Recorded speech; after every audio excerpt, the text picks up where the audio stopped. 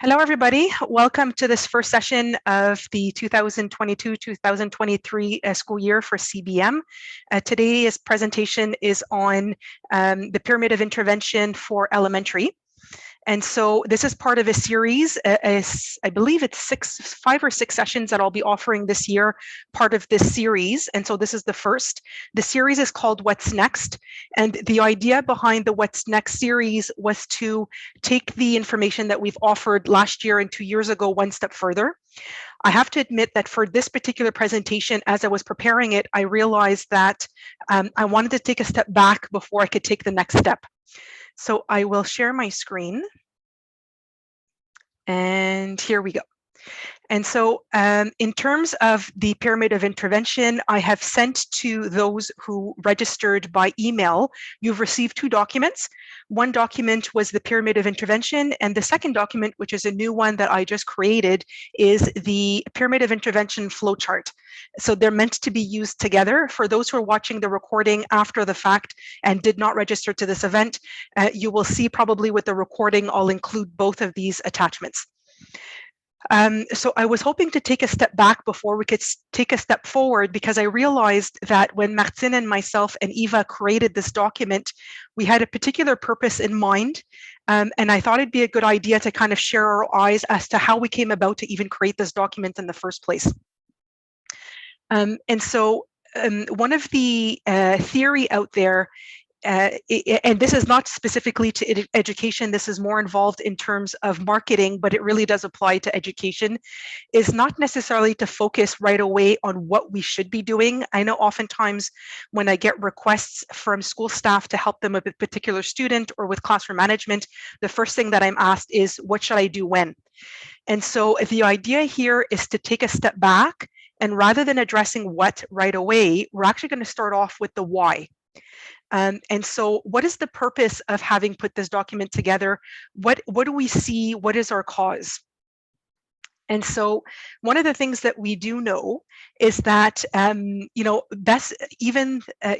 our best intentions, and that we've got good pedagogy in place, good curriculum, we have more and more technology nowadays. Teachers are getting more and more creative to engaging students in their learning. There's support staff that is there to help out with those that are struggling. We're realizing, and this is not a new realization, but we're realizing that learning doesn't always occur despite our best efforts.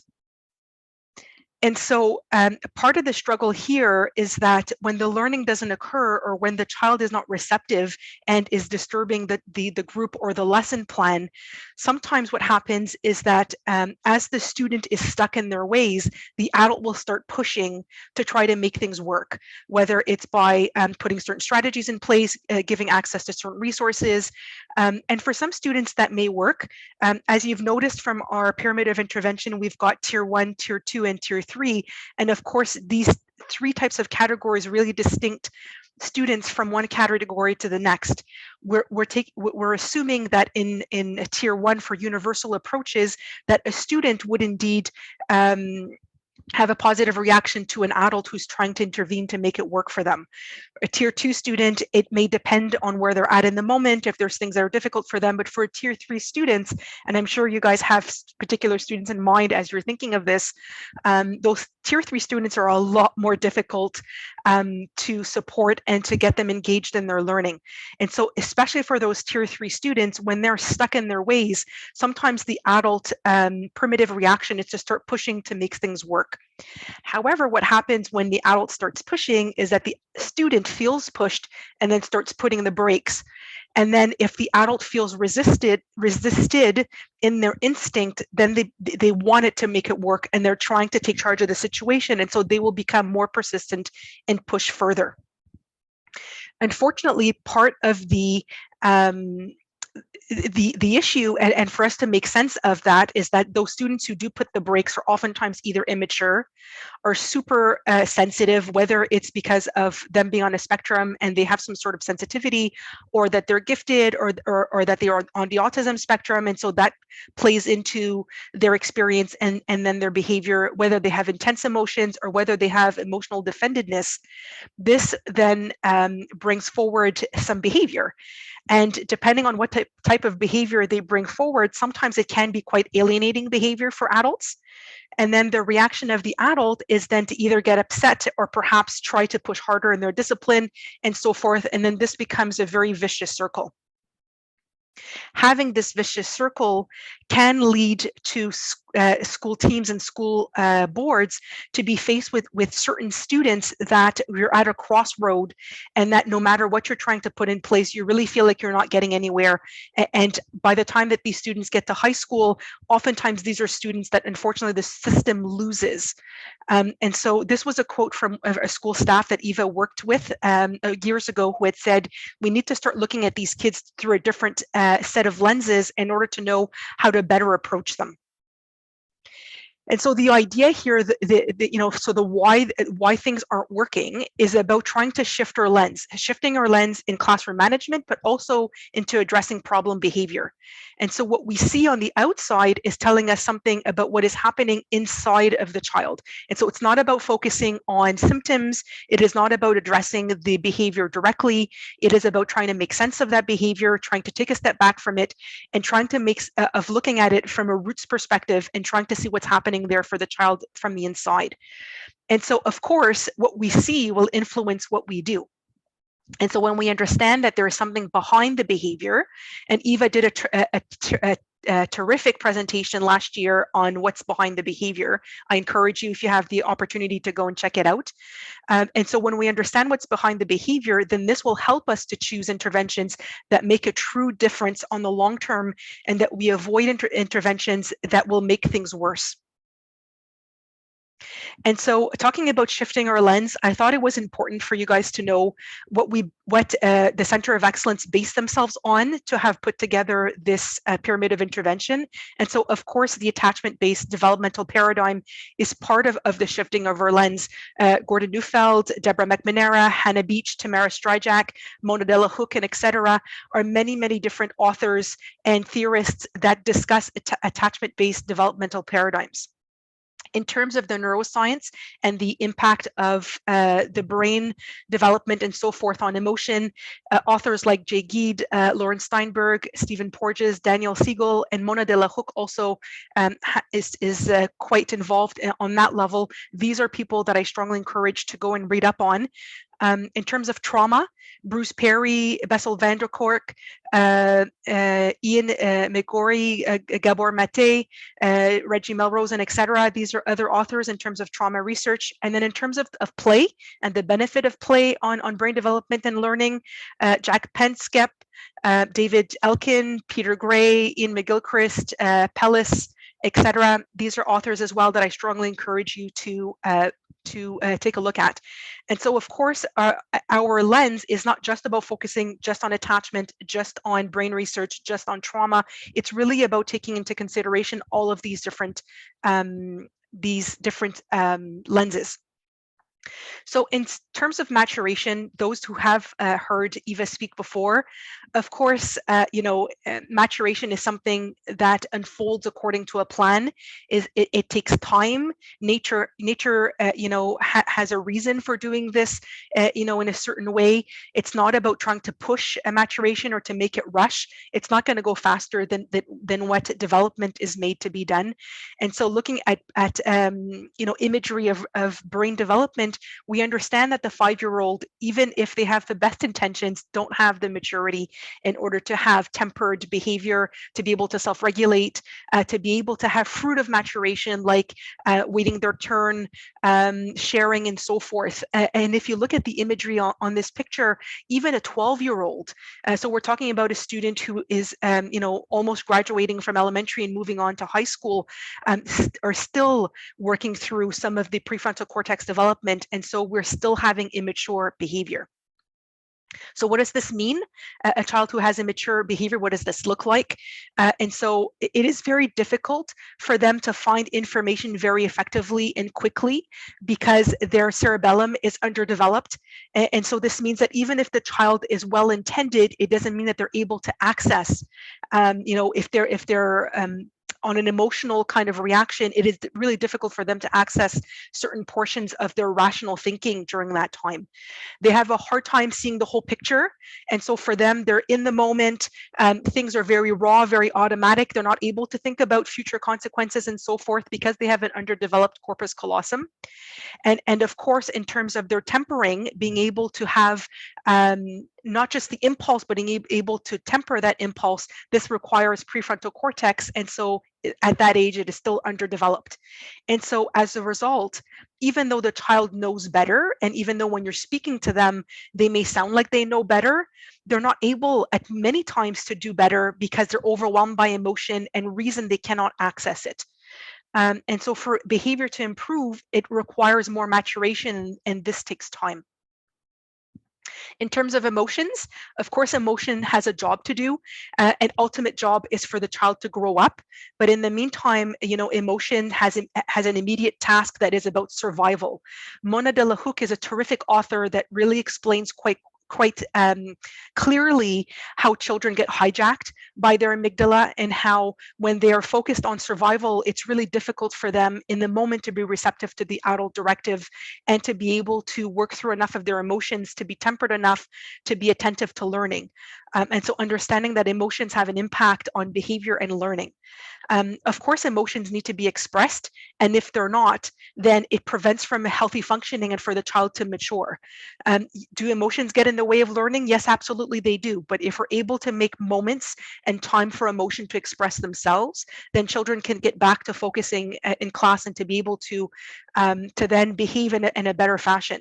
But if we're there to try to suppress emotion and to contain it and to not make space for it, then it's going to come out left, right, and center. And so understanding that children don't choose to feel a certain way, to have a certain emotion, this is something that happens to them. This is the amygdala, the limbic system that is at play here. And so the amygdala gets triggered. It gives, registers a threat if there is one, and then it sends an activated response to the hypothalamus and through the body, which is the sympathetic nervous system. This is what people call the fight, freeze response. And so of course, when a child is reacting, this is not something that they choose to do. This is something that happens to them. And understanding, I was talking about the prefrontal cortex. And so on top of the child needing the prefrontal cortex development to be able to self-regulate, at best of times, if they're hijacked by their amygdala and they have a hard time accessing their prefrontal cortex, even if they have a bit of access to it in order to temper some of these emotions. Understanding also that for emotional maturity to happen, self-regulation is really the last step before in terms of the steps in emotional maturity. If you look here, you've got expressing, that is the first one, naming the second, feeling, that is the third. Mixing is what we call integrative functioning. This is what a child needs in order to self-regulate. And so they have an impulse to do something, but then they also have the thought, oh my goodness, if I do this, I'll get in trouble, or no, I don't want to do this because I like my friend and I don't want to hurt them. And so this requires for them to be able to move through all the steps.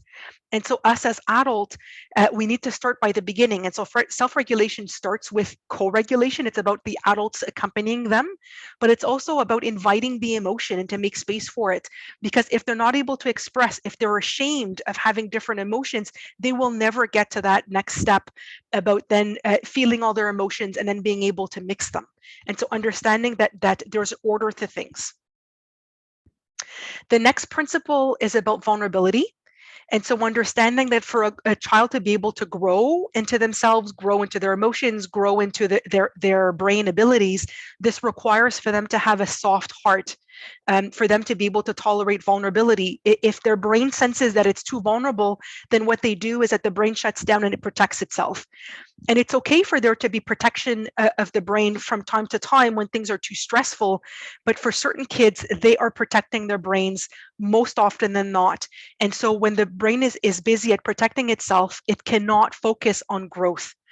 And so immaturity is also due to age, but it could also be due to the fact that the child is stuck so much in survival mode that there is no space for growth. And so the child stays immature. This is what happens to our adolescents and young adults, that, even though they're growing older and that they technically age-wise should have access to their brain functioning that is more high functioning in terms of like prefrontal cortex and so forth.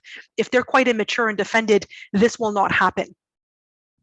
And so when we're talking about the brain defending itself, it could defend itself for two different reasons. On the one hand, perhaps that there's too many overwhelming sensitivities. I can think about our kids on the spectrum, whether they're on the autism spectrum, whether they're on the spectrum of sensory overstimulation, whether it's a child who's gifted that has intense feelings and sensory challenges. All of this can have an impact on the brain being on such survival mode that there isn't room in order for them to grow. If the child has deep wounding, we're talking about trauma here, experiencing certain separations in life, whether it's violence, whether it's neglect or so forth, the brain is so busy protecting themselves that there isn't room then for growth.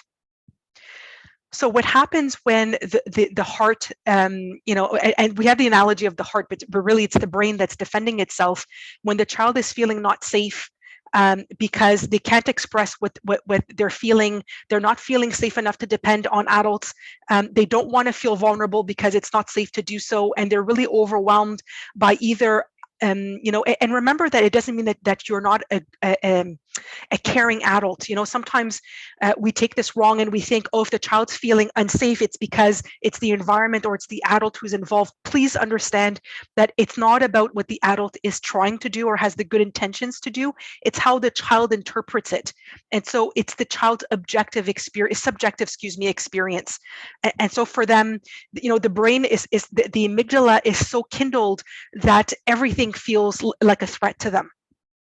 And so when their amygdala is kindled and that they're on high emotion all the time, and at the same time, they don't have access to the prefrontal cortex because of the defendedness, because of the fact that they haven't matured, it really is kind of like a double whammy for them, where they don't have all of what they need in order to feel more relaxed and to be able to have access to these higher functioning portions of the brain.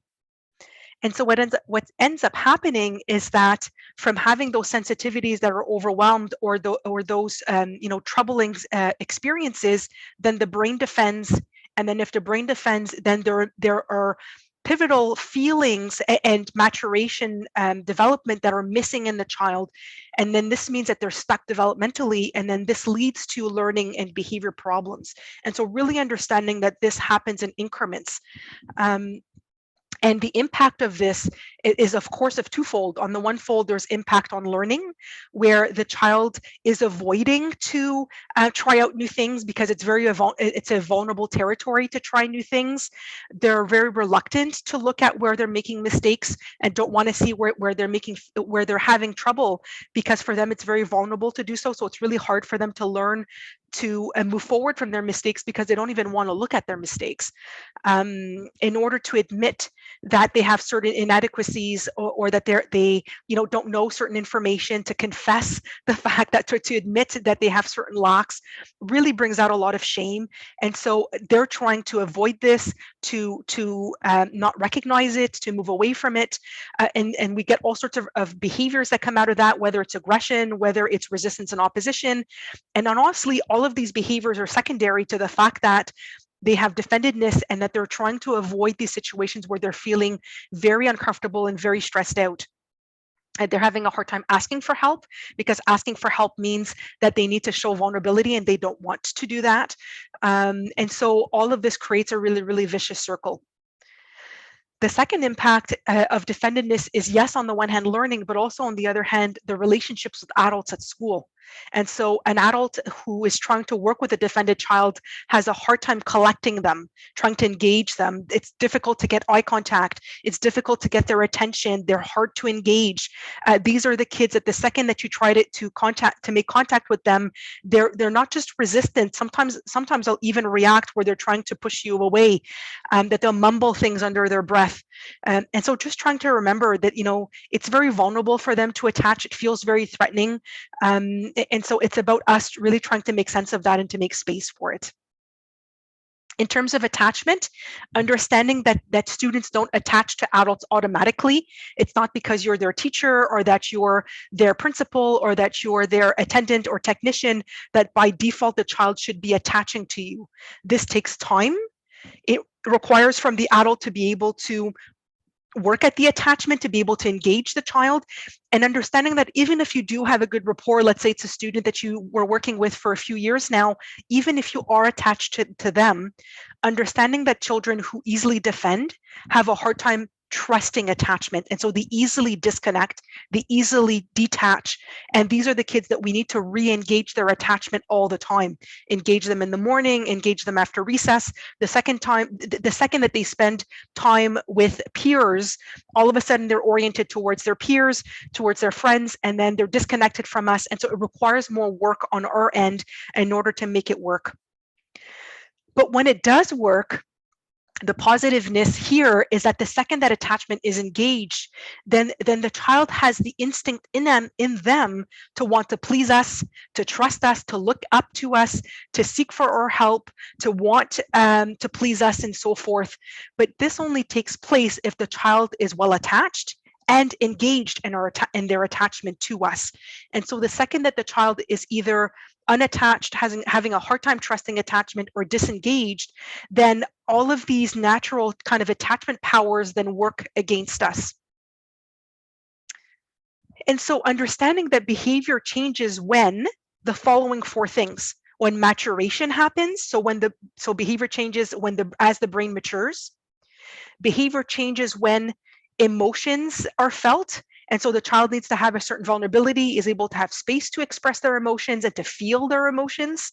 Remember, I was looking at the stairs, and so the first step was expressing, the second step was naming, and then the third step was feeling. So it's not just about having space to express emotions, it's about recognizing those emotions and feeling those feelings. In terms of vulnerability, that if the vulnerability is more soft, then the behavior will change, and of course with attachment. And so what doesn't work, oh, 1 second, just realized, there we go. I didn't realize I had an action with my image. And so what doesn't work, and we've seen this time and time again, and unfortunately, even though we've seen this time and time again, these are still practices that are very popular in our schools and our boards, looking at conventional classroom management and problem behavior-centered interventions. That's looking at rewards and consequences, looking at behavior management tracking systems, looking at sending the child to the principal's office if they're not listening, detentions, reflection rooms, student behavior contracts, zero tolerance discipline measures and suspensions, and so forth. We know that this doesn't help to improve student behavior, and even more so, it exacerbates the problem with troubled students. And so those students that I just talked about that have a lot of defendedness, this actually, not only does it not work, it actually makes it worse. Also understanding that student IEPs and action plans that are based on child-centered goals, and so where the child is responsible and accountable for their own goals, doesn't work either, for all of the reasons that we talked about before. Because if the child is can't do better than they know because their emotions are overwhelmed, or that they're reluctant to look at their mistakes, that they're having a hard time regulating their emotions because of the intensity of emotions, but because of their immaturity, that they need the support and that they can't do it by themselves, all of these things really help us better understand that if we start putting goals in place for the student to be able to achieve, not only is it hard for them to achieve them on their own, this actually exacerbates the problem and makes it worse for those tier 3 troubled students. So we talked about the why. Now I wanted to focus on the how. This is what brought us to the pyramid of intervention. And so looking at what are those specific actions that we can take in order to answer to the problem that we're focusing towards.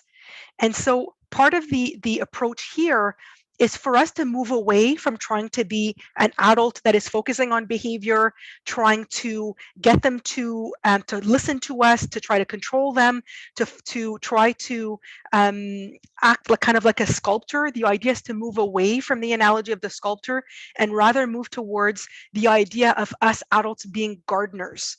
And so it's about understanding what each child needs in order to help them grow, and to put these things in place, and to have faith in the developmental plan. And so there's things that are out of our control. We cannot make kids grow faster. We cannot make them more mature faster than they can.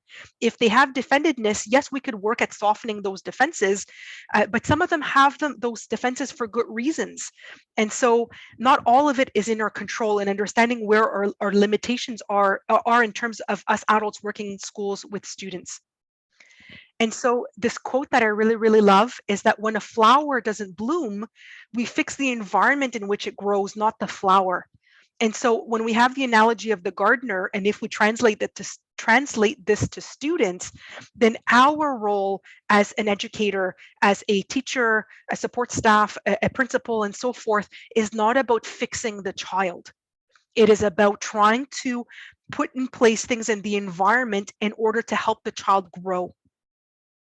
And so if we go back to all of the different principles that I was talking about, the principles here, the intervention principles, are about to respect and compensate for the level of immaturity, is about coming alongside the emotional experience of the child and allowing for the emotional expression to happen and encourage it through play, protecting the child's vulnerability, and to be able to help them stay out of trouble so they don't become even more defended, and being able to preserve and maximize the attachment relationship. And so if we can focus on these 4 principles, this is what's going to help change the behavior for a long-lasting effect, and not just an immediate, because the child doesn't want to disappoint us, is afraid of the consequences, and so forth. And so those are really short-term changes, and so we need to focus on the long term. And so looking at practices that are attachment friendly, that are trauma informed, that are emotion and play based, and that are sensory friendly. And understanding that ultimately our goal is to create a safe environment for them to be able to soften their emotional defenses, that we're able to make space for the emotional expression, and that they're able to access those emotions so then they can be felt, and that will allow for them to grow. This will lead to healthy development, and this will lead to learning and behavior resolutions. And so the idea is to start from the portion of emotional safety. Please know that on November 1st, I am inviting Hannah Beach as a special guest to speak about building in schools an environment of emotional safety. And so this will be a great segue into that. Okay, so now we're moving into the pyramid of intervention. And so the idea was to think about all of the things that I've just talked about, but it's also to focus on prevention, number one. So it's not just about intervention, it's a focus on prevention.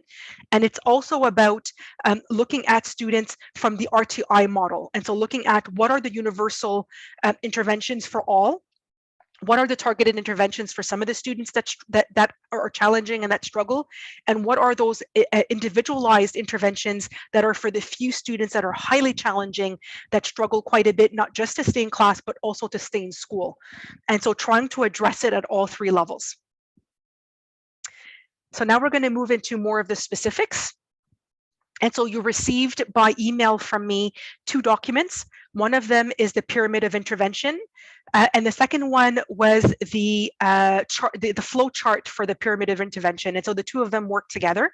So the green part, the first part, is tier 1. So we're looking there at universal interventions, and we'll get into each of them. So the first one is the universal interventions for all. The blue part is the targeted interventions for some, and the yellow part is the individualized interventions for few. And please understand that one of the things that was really important for us to convey as a message to people when we put this together is that it's not about doing just the yellow for the few kind of highly challenging students. Those highly challenging students also benefit from all of the interventions prior to that. And so sometimes I've come to realize over the years working with schools and working with staff that we're very quick to moving to tier 3 types of interventions for highly challenging students. And we forget that the universal interventions in the classroom actually benefits these students. And it's not just about being really quick to the very kind of last resort types of interventions. So let's start by the beginning, because for me, if we focus on the universal interventions, we're really benefiting all students. It's not just about the students that are doing well. It's also about for the challenging students and the highly challenging students.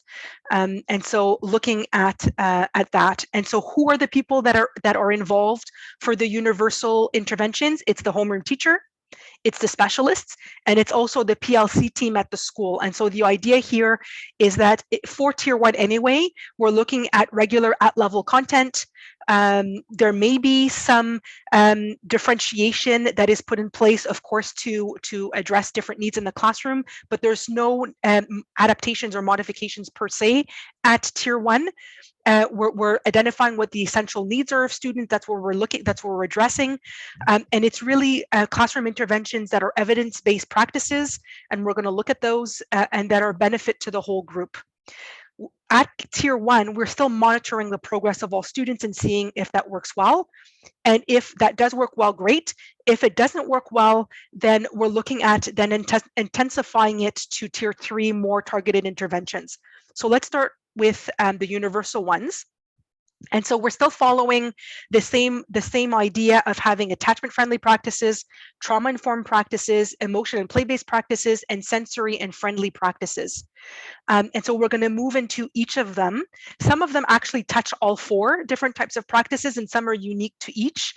These slides, by the way, are separately available on our CEBM website. So if you go to our CEBM website, you see here the link is right there underneath on the slide. If you go onto the resource center, you'll have access to it from this link. And so what are we talking about when we're talking about Tier 1 classroom interventions? And so it could be things like putting well-established structures and routines in the classroom, really banking on visuals, visual cues in order to help students to know what's expected and to understand the routine and so forth. Making space for physical movement in the class, and so perhaps putting in some brain breaks. Looking at alternate seating and alternate workstations. And so, I'm noticing now more and more when I'm visiting schools that this is being put in place. So kudos for you guys to not just have, traditional desks and chairs. Some students do really well with a desk and chair, and that's fine, and you can have them stay with that. But some students really don't do well for long periods of time. Maybe you could get standing stations. Maybe you could have them have a clipboard or have a lap tray, and they could be working on the ground. Being able to have pedals sometimes to be able to move as they're focusing on their work. And so really thinking about these alternate types of flexible seating and so forth. Perhaps having some individual quiet time activities. So yes, brain breaks where there's some physical movement, but also looking at maybe some quiet time where there's some fine motor activities or so forth. And having a designated area in the classroom where the student can go and take a break by themselves if they need to have a pause from the group. Oh, by the way, in case I didn't mention it, this PowerPoint will be shared at the end of this presentation. And so I will email it to you for those that did register. And for those that are watching the recording, the handout will be available probably on the website right next to the link for the recording. And so this is a document that I shared on our CEBM website at the beginning of the school year, and getting the teachers thinking about ways of setting up the classroom for it to be more beneficial for students, both for their attention to be able to focus, but also to help them to not be overstimulated and such. And so I invite you to go and take a look on our website to these 2 documents. They're terrific. These were created by Martine Demers. And so in terms of attachment-friendly practices, these are 2 editorials that I strongly recommend for you to go and read. They were both written by Hannah Beach. And so the idea of focusing on emotional safety and how we can do this through relationship, and to be able to invite students to build a relationship with us, and what are ways that we can go about doing this. And so I invite you to go and take a look at these 2 editorials. And so ideas like creating morning greetings, in the morning. I've seen certain classes that it's really neat what they have, where they've got a poster on the outside of the class and they've got different examples of ways that students, would like to be greeted, and then they choose one. It doesn't have to be that elaborate. Honestly, just, having eye contact with students and then naming them by name, saying good morning to each of them, noticing things about them, that could be good enough. Having a smile on our faces. It really doesn't need to be that we go all out and that we do something super playful. So I talked about flexible classroom options before. And so here are pictures of different types of flexible seating and different types of workstations. Martin created a document that really explained every single one of them, what are the benefits, and how to introduce them to students. Oh, and that's the thing I think that I really need to insist on. When we're presenting these things to students, we need to present them as tools. They're not toys, they're tools. And we need to introduce them to them, show them how they work, show them how they need to be used, what are things that they should not be doing with them. And the second that the student doesn't use it properly, we reframe, and then we re-show them how to use it properly. And if they're still not able to use it properly, then it's one of two things. Either it's not the right tool, and so we need to look at a different tool. And that's why I suggest to have a variety of different tools so they can try different things and see what works for them. And sometimes it's just that that particular thing just isn't the right fit for them. And so to move forward and try something else. Or sometimes just giving it a break and then trying it at another time. In terms of classroom brain breaks, we've got a link on our website where we've got tons and tons of inspiration activities that you guys can go and download. We put them into 3 categories. And so one of them is about high physical activity types of brain breaks. The other one is more low energy types of individual activities. And the third one is more of a community type of activity that we could be doing together. And we actually did those brain break suggestions by cycle. So we've got for kindergarten, we've got for cycle 1 and 2, for 3 and 4, and 5 and 6. And so here's the link to our website. I invite you to go and take a look.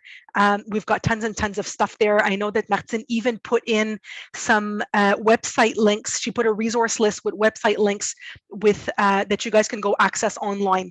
And so I invite you to go and take a look. In terms of individual quiet time activities in the classroom, again, on our website, we've got samples you can download. We've got tons of neat ideas there. These could be as simple as having mandalas that students can, color into having these activities where it's mazes or so forth, or even you see the picture of the little girl in the middle, she's actually knitting. And so you could be doing some corking activities. It's actually very easy and simple to do. And so I invite you to go and take a look at these different samples. Another universal strategy is in terms of classroom emotional release activities. And so these are different from brain breaks because the idea is that when we see that a certain amount of students or the group is really restless and they're having a hard time, and let's say something, either that they're frustrated or that they seem kind of really affected in a certain way, really getting them to do different activities through music, through art, through games, through play. There's tons and tons of different activities. Some of these have been suggested by Hannah Beach. She's terrific, by the way, very creative. I invite you to go and take a look. All of her activities she's got a few editorials on our website. We've actually put them on our CBM website, and they're really there, very clearly explained with what materials you need, what music that goes with it, what age group it is beneficial for. And so she really kind of prepares it for you from the beginning to the end. I invite you strongly to go and try some of these out. I've gotten great feedback from some teachers that I've worked with that have really loved these activities, especially the one at the bottom left here, which is called the frustration monster. And the idea of helping students make sense of their frustration and being able to, first of all, through the activity of scribbling a monster really helps to release frustration, but also to be able to name it and to make sense of it and to be able to discuss it. And it really opens the discussion. I was talking about quiet corner in the classroom. And so quiet corners honestly could look like so many different things. I know during COVID, a lot of the staff were saying, Catherine, I don't know how to put together a quiet corner because we need to disinfect. I cannot have a tent because then it's an issue for being able to disinfect it. It could be as simple as having a desk that you close off the corners and you can just wipe it down, and then the student can go and hide underneath the desk. I've seen some classrooms that have a kind of like a storage room in the back that's big enough that they could have a quiet corner there. It could be something like an egg chair that the student would just lift and close the front part. It could be as simple, if you don't have some funds to purchase a tent, to just take a cardboard box and to create, open a door at the front and then just, being able to use that. Or you could go and get something very simple. This is just a a net that's been kind of set up from the ceiling, and this can be created as a quiet corner. And so the idea of the quiet corner, similarly to the flexible seating and workstations, it's not just about putting those things in place. It's about introducing them as a tool. It's not a toy. It's about helping students understand what's the purpose of it. It's not for all students to go to them all the time. Martin put together this terrific document that really kind of puts together what you can put into the quiet corner in terms of materials. How do you introduce it to students? How do you reframe it if students aren't using it properly, and so forth. And so I strongly invite you to go and take a look at that document. So this is more or less the tour for our tier 1 types of interventions. And so now I'm going to move forward to the tier 2 interventions. And so the idea here is that if universal interventions are not sufficient, then we're looking at intensifying our interventions to tier 2 to something more targeted. And so these are meant for challenging students that have a hard time struggling in the classroom. Typically, these are not students that struggle for years and years. These are things where, situationally or for a short period of time, students are struggling, whether it's because, I don't know, they're going through, family's going through a divorce, or, something's up in the family, or that the child is just going through a learning situation that's too difficult, and that they're having behavior that's coming out of it. And so this is meant to be for a short period of time, situational types of situations.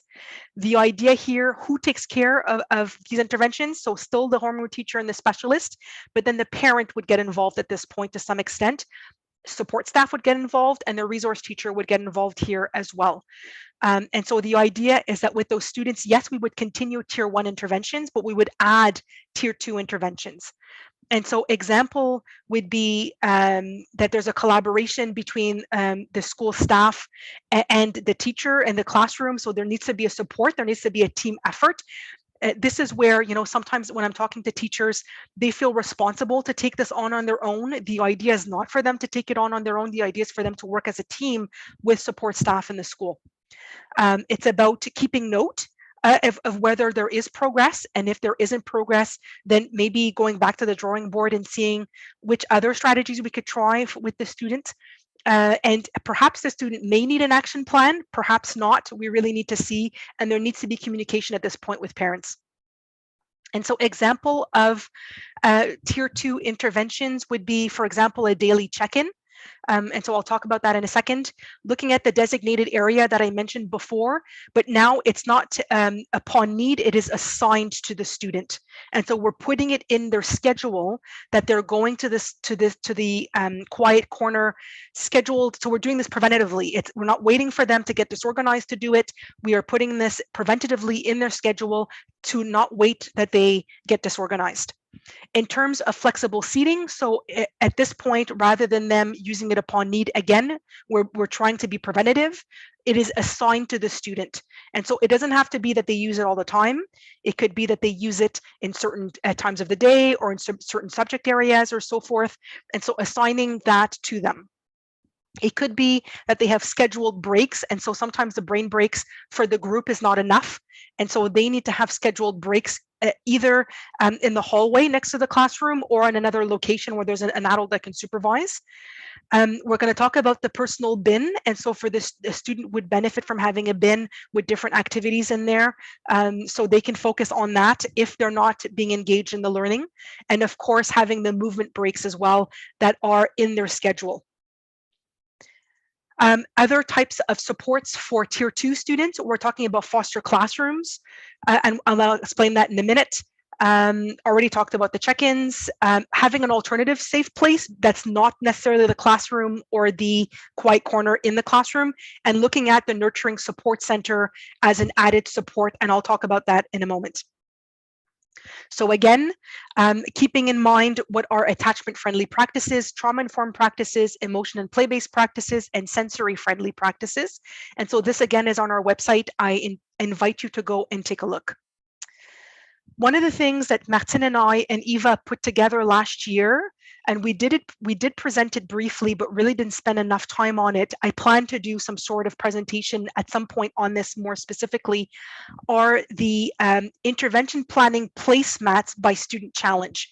We've got 6 different ones. We've got one where the student is aggressive, one where the student is resistant and oppositional, one where the student is bossy, one if the student is anxious, one if the student is defended and hard to reach, and the last one is if the student is highly anxious and highly alarmed and disruptive. And so in those 6 documents, we really list for tier 1, 2, and 3 what are very more specific types of interventions we could put in place in the classroom. I don't have time today to go through these.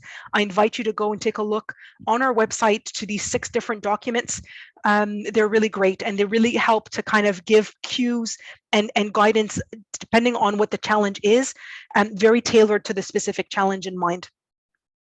And so these placemats are meant to be used not just by teacher, they're meant to be used by yes, the teachers, but by support staff also, and as well by administration and by professionals. And so depending on which level the student is at, if we're talking about a tier 1 student, then it would be the teacher. If we're talking about a tier 2 student, it would be the teacher and support staff. If we're talking about, or perhaps even administration at this point, if we're talking about a tier 3 student, then we're talking about all of the above. And so the idea that the further we get into challenges and behaviors, the more that there's a team effort here, and you're meant to share the weight of the difficulty of the behaviors of that student. So in terms of the check-ins, we've got a whole section on our website, excuse me, that is dedicated to this, where we explain what we mean by a check-in. It's not just about saying, hi, what's up? It's really about having certain questions in mind, making sure that the student is ready to go to class, that they're engaged, that they're not caught up by certain emotions, and so forth. And so depending on the need of the student, so of course, universal intervention, it's about the morning greeting. But then for those struggling students, those students who have challenges, it's about having an adult that is assigned to them that will do an actual check-in. This could be done before class first thing in the morning. This could be done during recess. It could be done during lunch. And so or at the end of the day. And so, and the adult could be either the teacher, or it could be a technician, an attendant or support staff of some sort, a resource teacher, whomever it is that the child is attached to and feels comfortable to touch base with.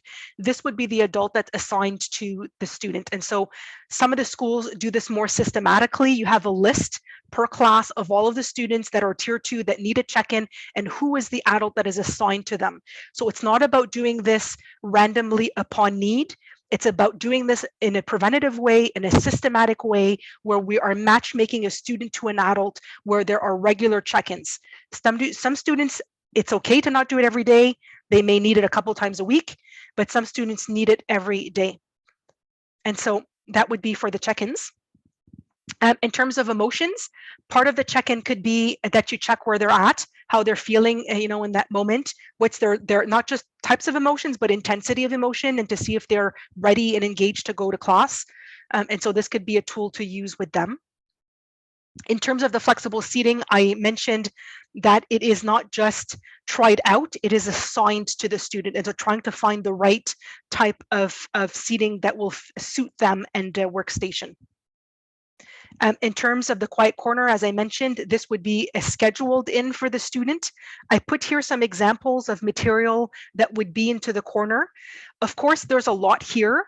Doesn't mean that you'll put all of these things in a corner. Sometimes it's better, first thing at the beginning of the year, less is more, to put very key different elements. And then as the year progresses and that students figure out what works better for them, that you would have more things in place. And so sometimes when we put too much in place, it just becomes distracting and overwhelming. The idea of the movement station, and so it could be, depending on the size of the classroom, that there could be a corner where a student could, have a poster here on the wall and could do different types of position and stretches. The idea in the classroom is not for them to do full-on movement, because that's going to disturb the group. I don't know if you've noticed, but the corner is kind of hidden a little bit with there's a division there with some furniture and a plant. And so the idea is to create some privacy for the student. They're meant to do this quietly, but to help them do some stretches, do some yoga poses or whatever that is, and to be able to help them take the break break before they can re-engage into the classroom. If in the classroom it's not possible, or that the student is too high energy to be able to do it in the classroom quietly, then I suggest that it could either be done in the hallway, or it could be done in a room somewhere in the school where students could have a poster to follow. If you if you do not have this put in place at your school, and that the school don't have funds to do, I know some of these can be very expensive, some of the decals, a very simple, non-expensive way to get kids moving is to create a You've Got Mail, where you have these sheets and we've laminated them, plastified them, so we could reuse them. And the idea is that we send the student out of the class to go and see a specific adult, an assigned adult. They bring this letter to them, and inside the letter, they get to do a different activity. It could either be a high energy physical activity. It could be a low energy quiet activity. And then once they're done the activity, the adult can sign it with a marker that's erasable and send the student back to class. And so this could be a way to get kids moving, and in a way that they leave the class because it's not working, but not in a punitive type of way. I mentioned before an individual bin. And so the individual bin, I strongly invite you to go and take a look at the recording that we've done, because there's much more detail to it. The idea is that you would individualize the bin to the student. And so in the bin, you'd have the student's name. Inside the bin, you would have activities like, maybe mandalas, maybe search and finds, maybe, tracing some mazes. There could be some fidgets. There could be some some sensory items, or some fine motor items. It could be that the student has a quirking type of small activity, maybe a little container with Legos and games that go with pieces of Lego that could go into the bin. Maybe some emotion cards where the student can kind of go through those cards and kind of see where they feel that they're at. Sometimes some academic pieces could be put in there, something that's at level, something that's very simple that they can do by themselves without directives, could be put in the bin. So that's for the bin. And then on the right hand side, you see there's a picture here that says personal choice board. The idea is that the student would have in their bin a personal choice board that they get to update, let's say every second to third week. And on the personal choice board are cards that the student has chosen of different types of activities that help them when they're disorganized, when they're having a hard time engaging in the classroom and they need a break. So instead of having an adult that's directing them, very autonomously, they go to their personal choice board, they choose one of the cards that they feel like doing, and then they take materials that is in their bin that is attached to those cards, and then they go and they do it. And so the idea of the bin is twofold. One, they can be more autonomous, and they could use it in a classroom. Of course, it's meant to not disturb. It's not a toy, it's a tool. But also it's meant to be put in a bin because the student could easily take it out of the classroom and use it somewhere else. And so if the student cannot focus in class, they could go to another designated area and be able to do the work there. Foster classrooms is about, and this we couldn't do during COVID, and so this is about having a predetermined classroom where they're matched mate with another adult. It could be the teacher from the previous year, or an adult that they feel comfortable with, and they're meant to go take a break from their group, from the teacher and the students, and go and do a portion of academics there instead.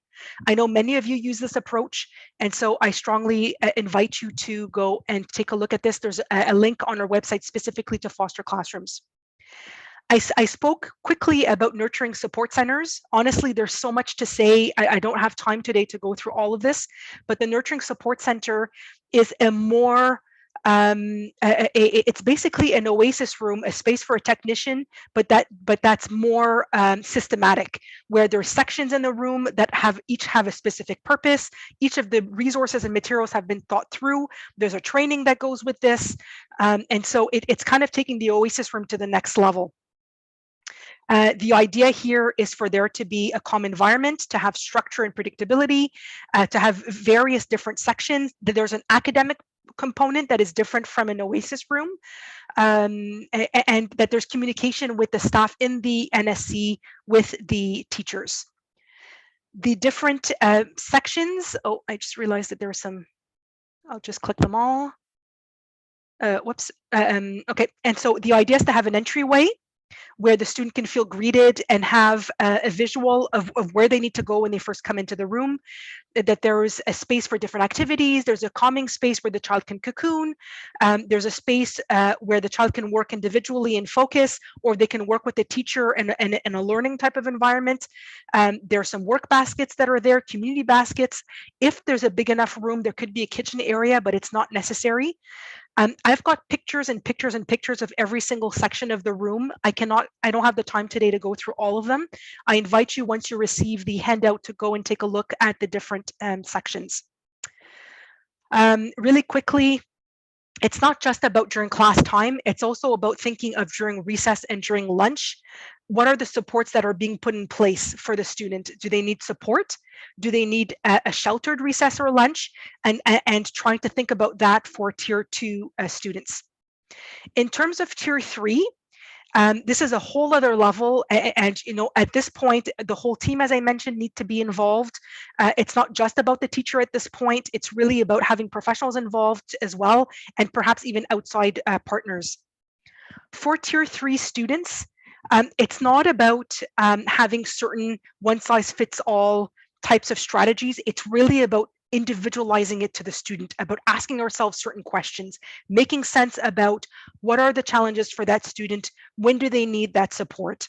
And then one of the ideas here is to look at, for example, a document where you'll analyze the situation, looking at when the problem arise, where do they arise, with whom, what could be the precursors, what could be perhaps some of the warning signs, if there are any, and what can the adult do if the child is struggling. What would be plan A, what would be plan B, what would be plan C?